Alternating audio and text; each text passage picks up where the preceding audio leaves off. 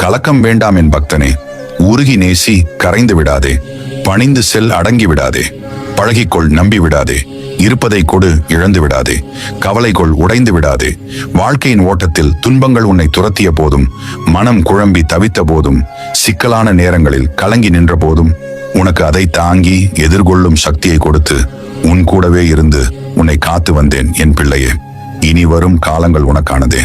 கவலைகளையும் தயக்கத்துடன் நிற்பதையும் தூக்கி எறிந்துவிட்டு உனக்கான வாழ்க்கை பாதையில் வீர நடைபோடு.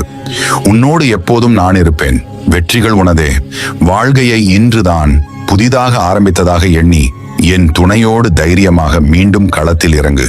இப்போது வருகிற முன்னேற்றத்தை யாரும் தடுக்க முடியாது. என் பிள்ளையே, உன் மனதின் தவிப்பு எனக்கு புரியாமல் இல்லை.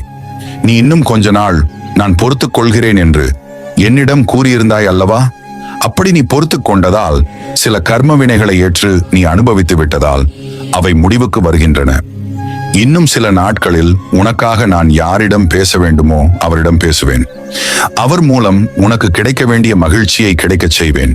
உன் வினை தீர சில நாட்கள் இருந்தாலும் என் பணி அதன் முன்பே ஆரம்பித்துவிடும்.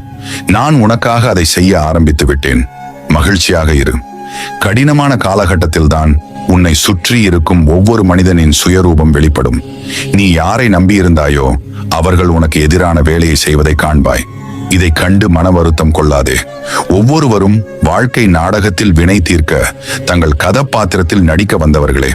அவர்கள் அவ்வப்போது மாறிக்கொண்டே இருப்பார்கள். யார் எப்படி நடந்தாலும் உன் அப்பன் ஈசன் உன்னோடுதான் இருக்கிறேன். அவ்வப்போது மகிழ்ச்சி கிடைக்கும். ஈசன் அருளால் நான் எப்பொழுதும் மகிழ்ச்சியாக இருப்பேன் என்று பதிவிடு. என்ன நடந்தாலும் உனக்கு மகிழ்ச்சி கிடைக்கும். யாமிருக்க பயமேன். எதையும் ஆழமாக நேசிக்காதே, துன்பப்படுவாய். எதையும் ஆழமாக யோசிக்காதே, குழம்பி விடுவாய். எதையும் எங்கும் யாசிக்காதே, அவமானப்படுவாய்.